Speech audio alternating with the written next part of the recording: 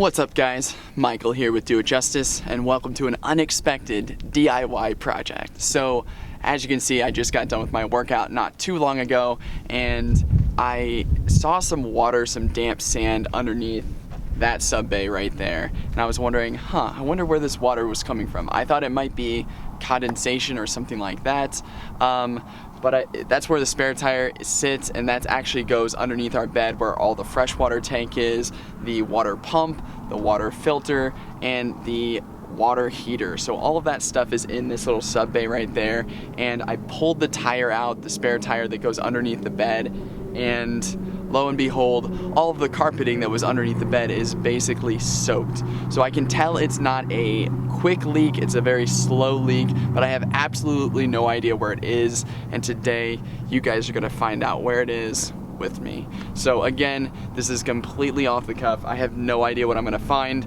but what I need to do is take out all of the storage that's underneath the bed of our RV, and then I'm gonna cut out all the damp carpet, let it dry out, and see if I can't locate the source of the leak. So one thing we need to do is we need to tilt up the bed so we can access all of our stuff, but check out who's there.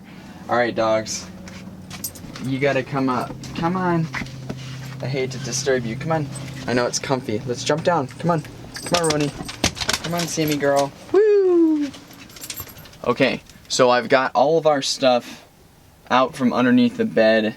What I'm doing now is I did feel a lot of water around the pump, so it could easily be a connection to the pump. I'm almost positive it is not the water heater, and I'm almost positive it is not the water filter, because none of the water, it's not really wet in any of those areas. So it's really wet around the pump, and I will be running my hands around this tank to see if any part of the tank is wet. If there is part of the tank that's wet, it could easily be like a hairline crack or something like that. Hopefully it's not a crack underneath the tank, but I should know a little bit more about this as I dig in further. So let me get this pump out, see if I can see some water leaking from that. If I can locate the source of this, it would be amazing, and maybe either just tighten up that connection or replace that connection entirely. And then I'm gonna rip out all this carpet because it's way too soaked. It probably has a little bit of mold in it. Don't tell Jenny.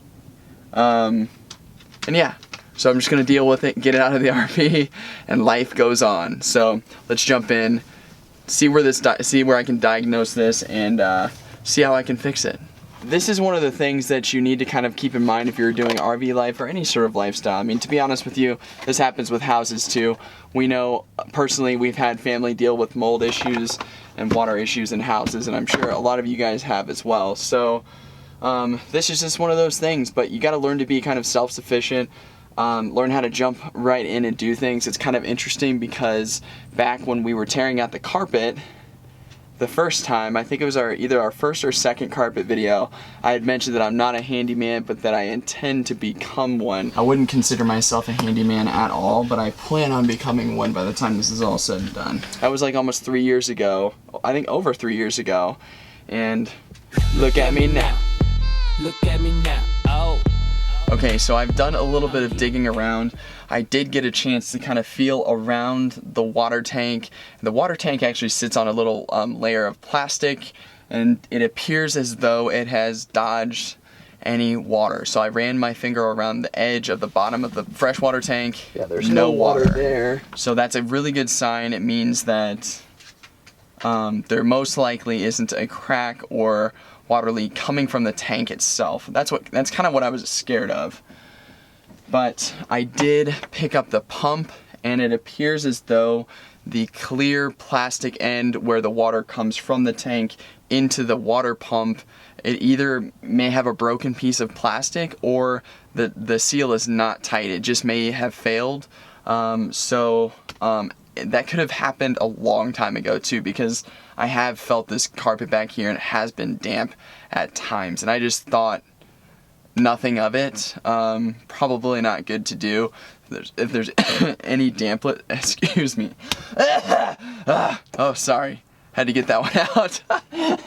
If there's any dampness that is not supposed to be there, you should probably check it out and just get curious like I did, and just jump right in, because water is not good to have in an RV, and as you can see with that ring behind me, that's what can happen. So I'm gonna have to just kind of like pick up the pieces from here, see if I can't get a new water connection for this water pump, because I'm almost positive that's where it's coming from. To make sure that it's actually where it's coming from, I'm gonna have Jenny go turn on the pump again, and then I'm gonna see with pressurized lines, see if there's any drips of water. So here's what I've got. I've got the water pump here. It's still a functioning pump. It appears as though the only connection that's failing is this plastic one right here. So if I take my dry finger and I rub it right under here, as you can see, no longer dry. That's definitely the source of the water, and what that water's done is it's just gotten soaked and transferred through the carpet underneath that tire that was there, and obviously the tire is going to hold all that moisture in. It's rubber, it's not going to let it evaporate the way that it should, so it's probably been sitting there wet for quite some time. I'm kind of scared to cut out the carpet and see what's underneath, but if there's any damage to the wood underneath, it's pretty simple. You should just be able to cut it out, put a new piece of wood in, and then we're good to go. Okay guys, so I have found the source of the leak. It is definitely that clear plastic attachment from the freshwater tank to the water pump. So I'm gonna call Camping World, make sure they have one of those in stock. There's one about maybe 20 minutes away from us. So I will probably go there, pick up that part, and it should be just as easy as unscrewing it from the pump and re-screwing it back on. All right, we just made it to Camping World. I'm gonna go inside and grab this part, and I will be right back.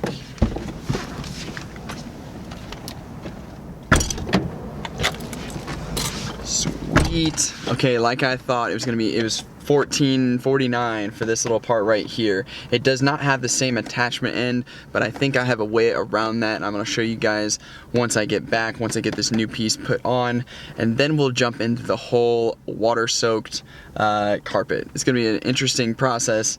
I'm gonna do it as safely as possible, but let's jump back to the RV. I'll get this bad boy installed, and I'll see you guys when that's happening.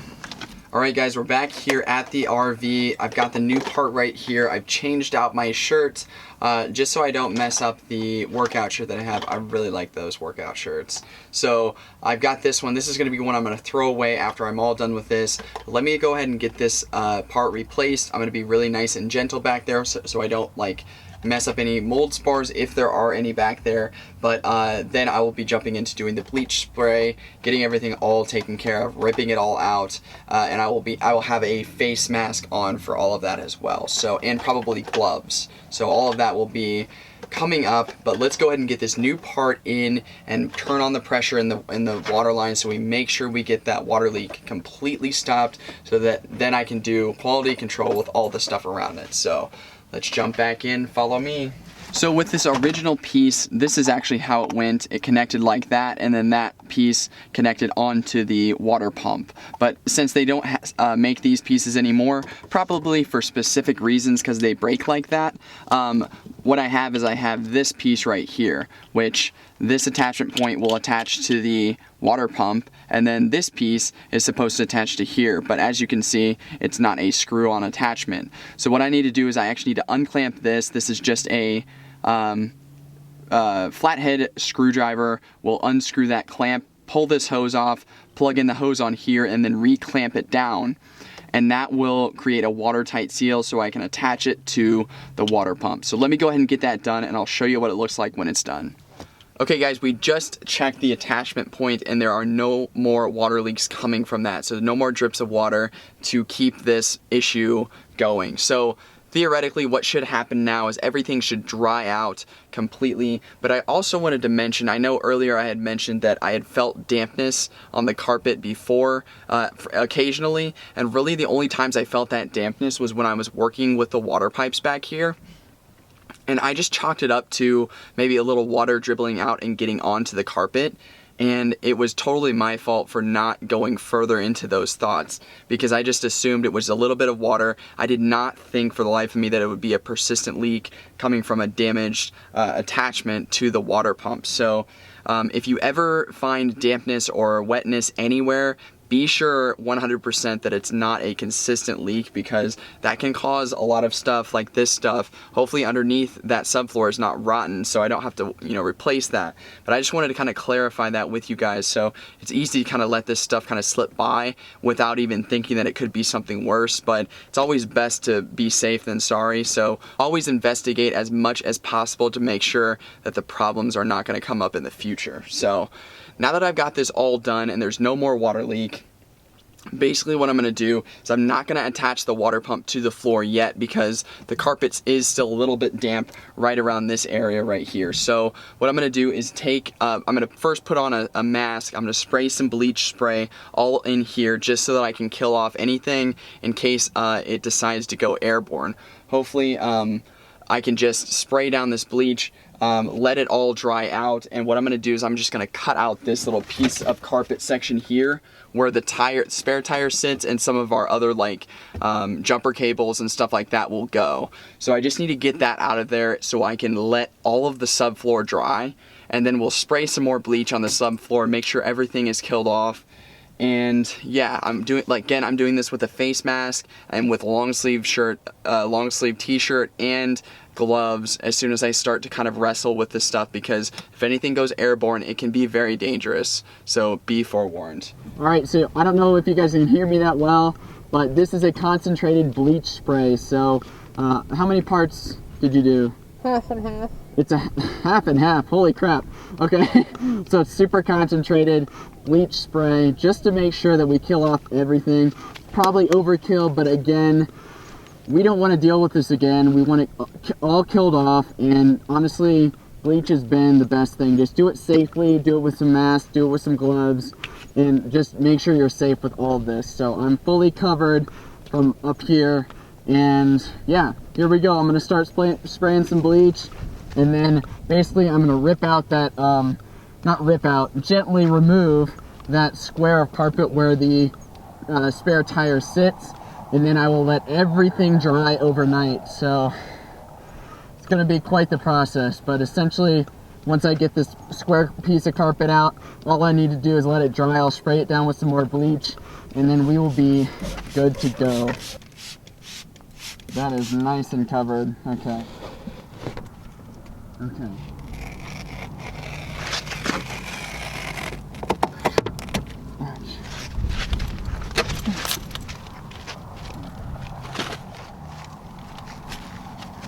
Okay, I pretty much got all of the old carpet removed that was just soaked with water. Thankfully the subfloor, it appears it's holding up, so it may not have been as long of a leak as I thought it was, but I'm glad I caught it now. So what we're gonna do, I'm gonna spray some more bleach over this hardwood and also along the back wall. Just make sure that everything is covered with bleach, just so we don't have to deal with anything living underneath our bed. So let me go ahead and get this sprayed with bleach. I'm exhausted.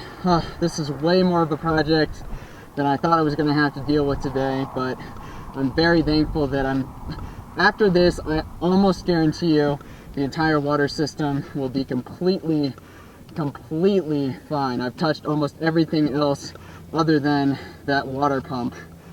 So just live and learn, and that's life. That's RV life for you guys. So let's get this sprayed off with bleach, and here we go.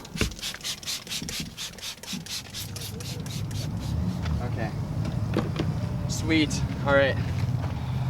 I'm gonna call it an end for the day, guys. Got all the stuff put back in the trash. I've now got the face mask off, but thank you again so much for coming along for this journey. Again, it was unexpected, so all I'm gonna do is just leave that bay open, let it dry all night and probably all day tomorrow, and then I'll put back all of this stuff in there as long as everything seems nice and dry. So as always, keep following us, subscribe to this channel. There's gonna be a lot more coming your way. And also, if you haven't done so, we are very active on Instagram, Facebook, and Twitter. So that's a good way that we communicate with you guys and share information outside of YouTube. So as always, I will see you on the next video.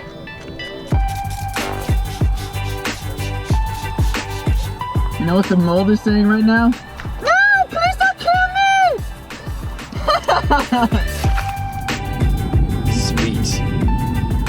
I've never looked more Midwestern in my life right now. Okay, you know what I'm talking about.